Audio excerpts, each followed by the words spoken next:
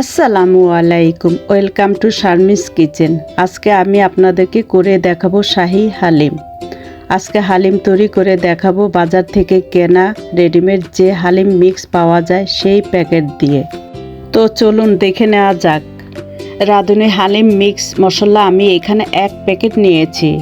ডাল, চাল, বিভিন্ন রকমের শস্য দিয়ে এই প্যাকেটটা রেডি করা। সাথে আছে 1 প্যাকেট মশলা। এবার এর মধ্যে ফুটন্ত গরম পানি দিয়ে আমি অল্প অল্প করে মিশিয়ে নিব। অনেক সময় দেখা যায় এই মিশ্রণের মধ্যে গরম পানিটা একসঙ্গে ঢেলে দিলে কিছুটা দলা পাকিয়ে যায়। সো এর জন্য আমি অল্প অল্প পানি দিয়ে এই ডালের মিশ্রণটা ভিজিয়ে নিচ্ছি। এখন এই গরম পানি সহ মিশ্রণটা ভিজিয়ে রাখবো যতক্ষণ পর্যন্ত হালিমের মাংসটা রান্না না হয়। হালিমটা রান্না করার জন্য একটা বড় পাতিলে 1/2 কাপ পরিমাণ রান্নার তেল দিয়ে তেলটা গরম হওয়া আসার পর এখানে আমি 1 কাপ পেঁয়াজ কুচি দিয়ে দিলাম। এই পেঁয়াজটা মোটামুটি পেঁয়াজ বেরেস্তার পর্যায়ে আমি ভেজে নিব। এই তো পেঁয়াজটা সুন্দর মতো ভাজা হয়ে গিয়েছে। এখানে আমি 1 কেজি পরিমাণ গরুর মাংস নিয়েছি, হাড় চর্বি সহ। চেষ্টা করবেন হাড় চর্বি সহ মাংস নিতে। এখন আগে থেকে ধুয়ে রাখা মাংস দিয়ে দিব। মাংসগুলো ভাজা পেঁয়াজের সাথে মিশিয়ে নেব একটু। মাংসটা মিশিয়ে নেওয়ার পরে এর মধ্যে আমি দিয়ে দিচ্ছি যে হালিম মিক্সের মধ্যে যে মশলাটা ছিল সেই মশলা থেকে 3 ভাগের 2 ভাগ এখানে দিয়ে দিব আর 1 ভাগ রেখে দিব। বাকি 1 ভাগ আমি পরে ব্যবহার করব। প্যাকেটের মশলাতে মোট 4 টেবিল চামচের মতো মশলা ছিল। এখন মশলা, মাংস, পেঁয়াজ, বেরেস্তাগুলো 4 থেকে 5 মিনিটের মতো কষিয়ে নিব। এই পর্যায়ে আমি কোনো লবণ ব্যবহার করছি না, কারণ হালিম মিক্সের যে মশলাটা তার মধ্যে কিন্তু লবণ থাকে। এখন এর মধ্যে আমি 1 টেবিল চামচ আদা বাটা, 1 টেবিল চামচ রসুন বাটা দিয়ে দিলাম। সাথে দিয়ে দিচ্ছি 1 টেবিল চামচ হলুদ গুঁড়ো আর দিয়ে দিচ্ছি 1 টেবিল চামচ ভাজা জিরার গুঁড়া।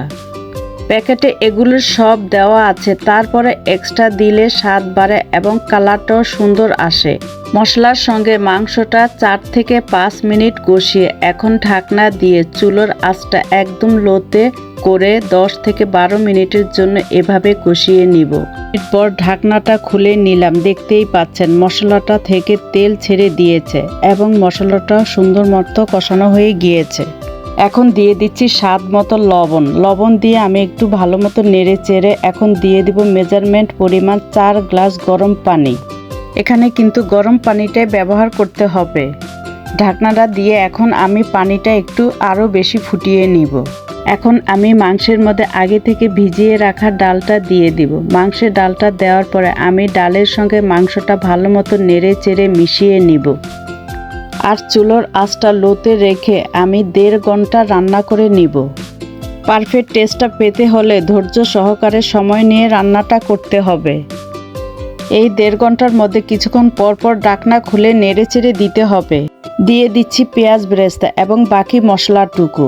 এখন সব কিছু মিশিয়ে নিব, এতে করে হালিমের মধ্যে সুন্দর একটা ফ্লেভার হবে।